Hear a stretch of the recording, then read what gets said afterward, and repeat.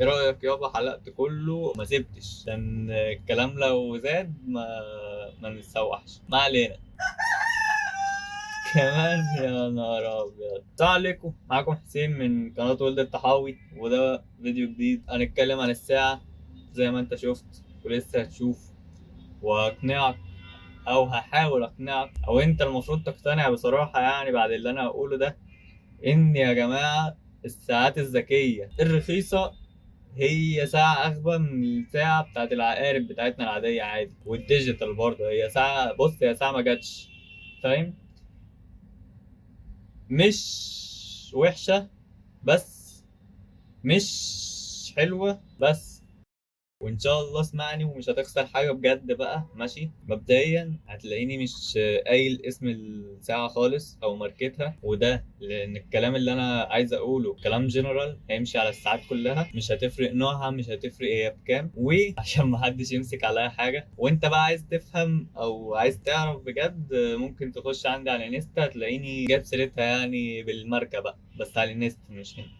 اوكي، بص بقى، بيقول لك انا اللي جاي اقول لك المره دي ليه ما تشتريش ساعه سمارت. ماشي، اي ساعه سمارت في الدنيا ليه ما تشتريهاش؟ بص يا عم، انت ليه بتشتري ساعه سمارت في العموم؟ ليه ما تشتريهاش عاديه؟ اقول لك انا الاسباب اللي كله بيقول لك اشتري عشان ساعه سمارت بتتلخص لياقتك البدنيه. انت عايز تشوف ضربات قلبك، وعايز تشوف نسبه الاكسجين في الدم، وعايز تشوف الاسترس، وبتنام قد ايه وبتصحى قد ايه، وامتى كان نومك عميق هنا وامتى كان نومك عبيط هنا، حاجات كده صح. دي كده البدنيه. ماشي، في بقى شويه حاجات كده اوبشنات زياده، ترد على التليفون، ترد على الرساله، تكتب رساله، تشوف رساله، مش عارف ايه، دي برضو حاجات تانية. وايه تاني؟ بس كده تقريبا مفيش حاجه تاني غير دول حاليا دلوقتي اللي انا فاكرها، عشان مش محضر. تعال نشوف بقى الساعه دي او اي ساعه سمارت في الدنيا فيها نفس الحاجات دي، وخش اسأل قبل ما تشتري ده لو برضو شفت الفيديو ده وناوي تشتري. ماشي، دلوقتي انت هتستفاد بيهم في ايه؟ كان نفسي حد يسألني السؤال ده والله، عشان اقول له معرفش. انت محتاج تعرف ضربات قلبك ال 24 ساعة في ايه وانت سليم ان شاء الله، مية مية، وربنا يشفيك لو فيك حاجة وحشة. وثانيا اصلا يعني لو بعد الشر اللي عنده حاجة وحشة مش هعتمد على ساعة، فاهم؟ انا برضو ما اعرفش ابعاد الموضوع، ففي حالات خاصة كده انا ماليش دعوة بيها. اوكي يا عم، انت ضروري تبقى عارف ضربات قلبك. ماشي، انت واحد كده. ماشي، فدلوقتي ايه العيوب؟ العيوب ان زي ما قلت لك مبدئيا هي ساعة بتفصل عادي.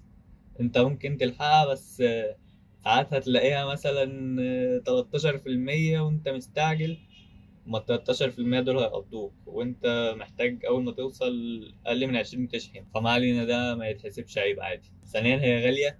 ماشي، اقل ساعه غاليه، فكك من ام 500 جنيه والكلام ده اصلا يعني ما بيقيس ضربات قلب ولا ضربات بطن ولا اي بتاع، فاهم؟ فكك من دول. احنا هنتكلم في النضيف اللي بيبدأ من 2500 2000 كده يعني، فاهم؟ فبال 2000 دول انت ممكن تجيب دستة ساعات من اللي بيتباع في المترو، ممكن تستنضف شوية وتجيبهم بدل من المترو من محلات. ماشي، هيبقى اوفر لك برضه يعني، فاهم؟ لو الساعة ب 100 جنيه، فانت عندك 20 في 10 ب 2000، فانت معاك 20 ساعة. تخيل 20 ساعة، انت الالوان والاشكال اللي في الدنيا اصلا خلاص كده كلهم معاك، الستانلس والتيفال والسيراميك وكده، فاهم؟ كله معاك، والديجيتال والسمارت والعقارب والضفادع. الفكره وصلت صح؟ فما علينا، لو انت معاك تليفون باقل من 3 8000 وعايز تشتري ساعه ب 2000، فده غلط كبير قوي انا شخصيا واقع فيه. فعمال اقول لك يا حبيبي يا بابا ركز. ماشي، ما يبقاش تليفونك ب 5000 فات عليه 3 سنين وجاي تقول لي ساعة سمارت ب 2000 ونص. ماشي، ابحث بقى الساعات السمارت اللي ب 2000 ونص ماشي، لسه انت تفاح وانا برتقال. محتاج تراجع نفسك الاول يا حسين. معلش يا عزيزي يا مشاهد، تعالى كده انت يا حسين محتاج تراجع نفسك قبل اي حاجه تانية غبيه زي دي. حوار بقى انك تبص كده تشوف الرساله، ماشي ده مفيد كويس مية مية، بس مش عارف الساعات كلها كده ولا الساعه اللي معايا بس. ابقى قاعد كده في امان الله الاقي زن اللي هو في رساله، ابص يقول لي تشيكينج مسج واتساب بزنس، واتساب عادي. فدي ما بتسمعش في التليفون، في التليفونات كلها كده، انها بتسمع عندي في الساعه. يا حبيبي يا بابا اعمل ايه طيب؟ ده غير ان اصلا لو في رساله ما بتردش عليها من الساعه. يعني هي الساعه بترد على مكالمات، ما بتعرفش ترد على رسائل واتس. فاهم الفكره؟ المرحله اللي هم واصلين لها ايه. ماشي. جربت انا حوار الو مين معايا، طب مش عارف ايه، حول. ده ما فيش عليه اي مشكله، ولا هاجي اتكلم معاك فيه، ولا اتكلم معاك فيه. عادي مية مية وحلو وكويس وشغال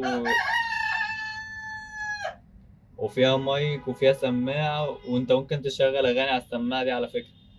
هي هتبقى سماعة من ام 20 جنيه الاصلية الابل اللي بتتباع ده واقف مخصوص في الشباك اللي جنبي قاصد اهو. بص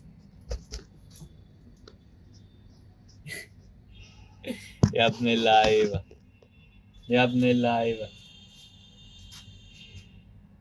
ها،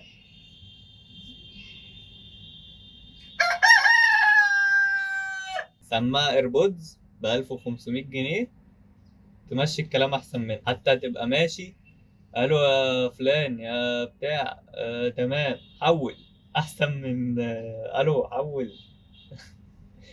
مش عارف ايه قالوا حول دي، بس مشي الدنيا معايا اصلا، مشي الدنيا معايا زي ما انا ممشي معاك الدنيا وممشي معاك الفيديو وواقف انا على السطح. فخلينا نركز على العيوب بتاعة الساعة ذات نفسها بقى. انا ما اعرفش هتبقى موجودة في ساعات تانية ولا لا. الشركة بقى الذكية اللي يا على الذكاء اللي هم عملوه والمجهود عشان يحجموك بأقصى ما فيهم.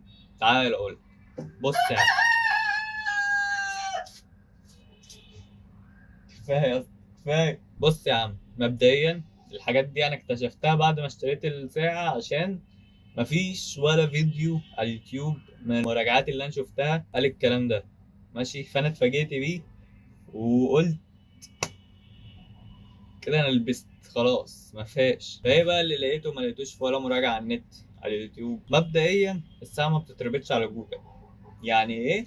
يعني كل الداتا اللي معاك بتروح البرنامج بتاعهم، وهي خلاص في البرنامج ما تعرفش تعمل فيها اي حاجه. سالت بقى شات جي بي تي، سالت جيميناي، سالت كوبايلوت، سالت ديب سيك، قال لك انت هتعمل كذا كذا كذا. جربت كذا كذا كذا، ده ما حصلش اي بتاع. ليه؟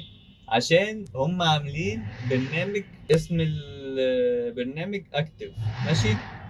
وعاملين تاني اسم البرنامج بس. فاسم البرنامج بس ده البرنامج المتكلف اللي عادي تربط بيه على جوجل، بس ده بتاع الساعات الغالية. فأنا مع البرنامج اللي اسمه كذا اكتف بتاع الساعات الرخيصة من وجهة نظركم، اللي هي ب 2200 2500. هي في حدود من 200 ل 500، انا مش فاكر قوي.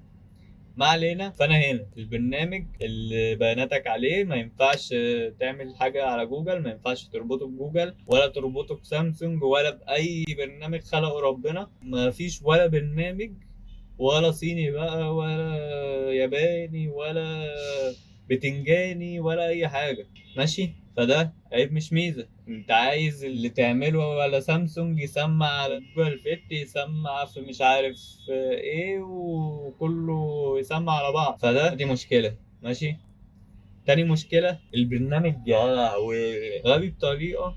أنا ما شفتش برنامج غبي كده. لازم عشان أنت خلاص دخلت البرنامج أهو وسجلت وبتاع ومش عارف إيه، محتاج ترفرش كل مرة تخش فيها عشان يجدد لك الحاجة اللي أنت فيها. مش أول ما تفتح كده يجيب لك الجديد، لا لازم ترفرش عشان يظهر لك الجديد اللي أنت عايزه. فكك من دي يا عم، مش مشكلة. أنت ليه يا اسطى؟ ليه إيه يا اسطى؟ أنت ليه يا اسطى أصلا عموما يا اسطى؟ انت حوار انك ما تعرفش تربطه حتى لو على بيبال، فاهم؟ ده اغبى حاجه انا شفتها بصراحه. يعني بس كده شكرا. البرنامج مش نافع، ده ما بيتربطش، ففكك منه. فدي مشكلة. الاوبشن التاني بقى، بتراقب نومك وامتى نمت نوم عميق وامتى كنت ممكن تصحى وبتاع، ده كله بعيد عن الابليكيشن غبي، وانت مش هتفهم انت نمت من الساعة كام لكام، حرفيا مش هتفهم انت نمت من الساعة كام لكام بسبب غباء البرنامج والواجهة. انا مش فاهم، انا لحد دلوقتي دي الحاجة اللي انا مش فاهمها في البرنامج ده، فاهم؟ انا بقى مش فاهم. فده اوبشن انت لو هتعرف تستفاد منه، هو البرنامج قتل لك الحته دي خلاص. انت عايز تستفاد بالاوبشن ده ولا ايه؟ لا يا حبيبي، خد بقى اقرا. انت لو قريت الغريفة هيبقى اسهل من ما تقرا انت نمت امتى وصحيت امتى. هتعرف انت نمت هنا عميق، وهنا كنت كان نوم خفيف، وهنا مش عارف ايه، هيبان معاك. بس مش هيبان من امتى لامتى، وده من امتى لامتى، وده من امتى لامتى، والكلام ده يا عم. الدنيا كده وانت حالف لا تفهم. البس بقى كل دي ماشي ونام، مش انت اللي عايز كده؟ البس كل دي ونام. وغالبا هتلبس بس عشان مش هتعرف تنام. صعب صعب، حاجة كبيرة كده انت محتاج تلبسها هنا او هنا، مش عارف محتاج تلبسها فين غير هنا يعني، المكان ده، او مش عارف. ممكن الغلط بسببي عشان انا بعوز انام اعمل كده وبتاع وكده، ف ساعات بدوس عليها وانا نايم. لما كنت بجرب وانام بيها ما كانش نافع الحوار ده، وكانت بتبقى وجعالي ايدي وحاجات كده يعني. فتتغاضى عن ده براحتك، بس انت بدل ما جايبها تصلح من نفسك انت بتبوظ دراع عصامك قصدي. عموما يعني يا عم هتعرف تتعامل معاها وخلاص، والدنيا جاية معاك خلاص مية مية.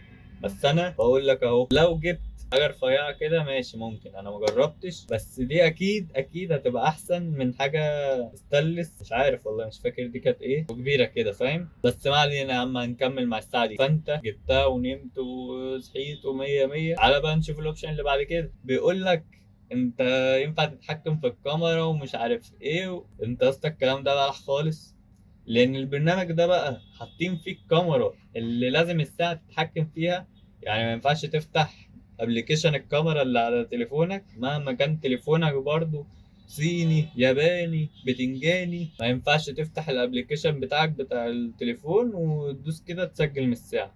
هو اصلا ما بتسجلش كمان على البرنامج بتاعهم اللي هم حاطينه في الابلكيشن بتاعهم العبيط ده، مفيش الاوبشن ده. انت اخرك تدوس كده ياخد صورة، اللي انت ممكن تعملها كده في اي تليفون في الدنيا ياخد لك صورة عادي. فده اوبشن ملوش اي 30 لازمة، واصلا مش في مصلحتك، لان الجوده بتاعت الكاميرا بتاعتهم عمرها ما هتبقى زي جوده الابليكيشن بتاع التليفون اللي جاي مع التليفون، والنظام والسوفت وير اللي مخليها احسن حاجه الكاميرا دي تقدر تطلعها. فيا عم فكك من حوار الابليكيشن بالبتاع فكك كبر دماغك عادي، مش حوار. مش هنستعمل الكاميرا يا عم بتاعت الابليكيشن. ما المشكله ان ده اوبشن اساسي في الساعه، يعني انت وانت بتتفرج على ريفيو على النت بيقول لك الساعة دي بتتحكم في الكاميرا.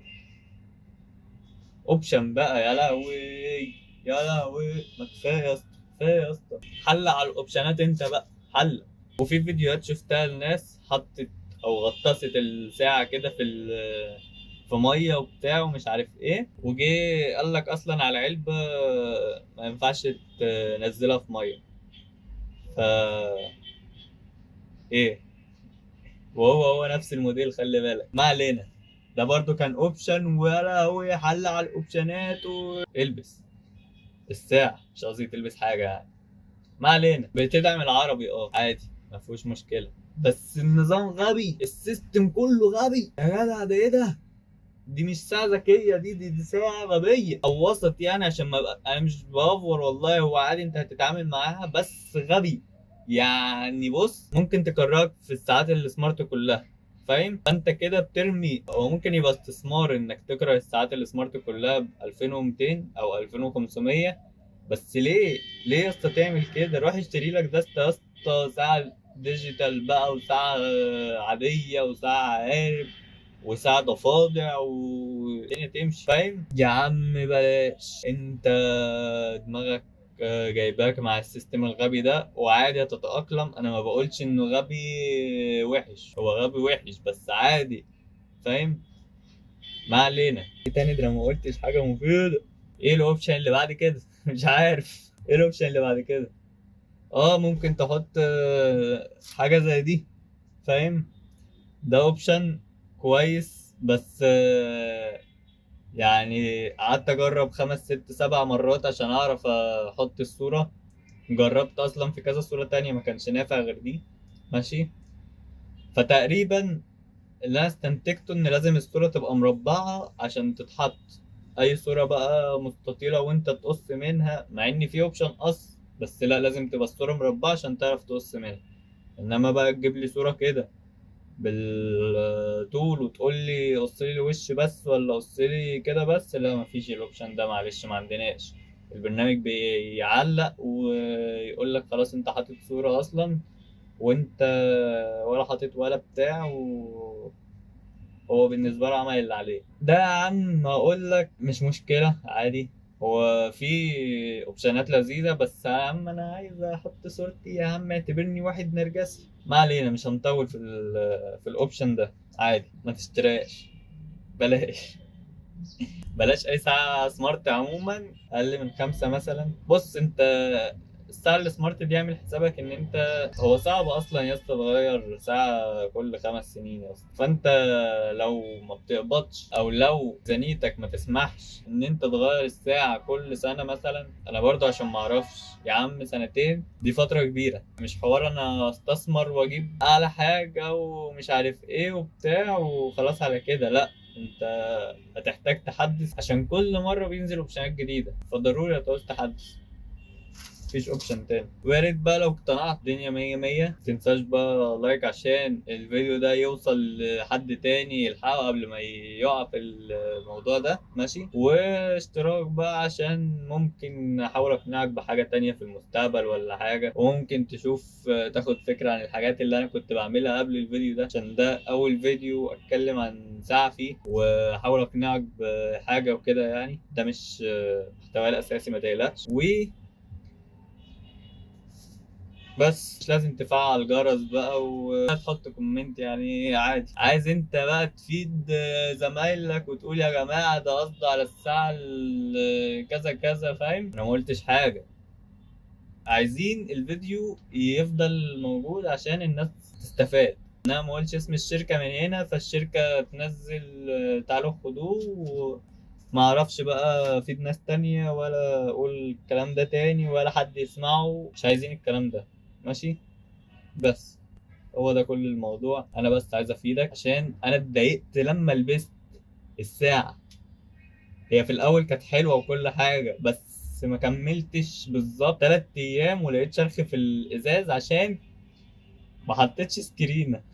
وما اعرفش هو جه منين. بس يلا هنشوف. عايز تخش بقى تتفرج على الفيديوهات التانية اللي مطلعها لك ساعات تانية، بس كله هيقنعك ايوه دي اللي مفيش منها اشتريها، وهتلبس الساعة في الاخر. اسمع مني، يلا. اي هوب ان انا اشوفك اجين قريب العاجل، الله اعلم امتى، ماشي. وجود باي.